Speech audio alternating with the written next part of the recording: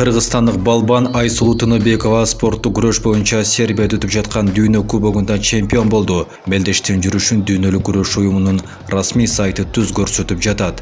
Чечүүчү финалда кармашта кыргызстандык спортчу кыз латвиялык Анастасия Григорьеваны 14-0 эсебинде утуп алды. Жарым финалда атаңдаш россиялык Любовь Овчарова болуп, аны 13-2 эсебинде жеңген.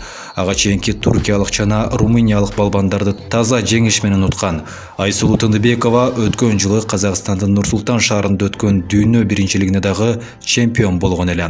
Эскерте кетсек, кыргызстандык дагы бир балбан кыз Мээрим Жуманазарова дүйнө кубогу мелдешинин 68 кг салмактагылар арасында финалга чыкты. Эми алтын байге үчүн беттеште чехиялык балбан кыз менен кармашат.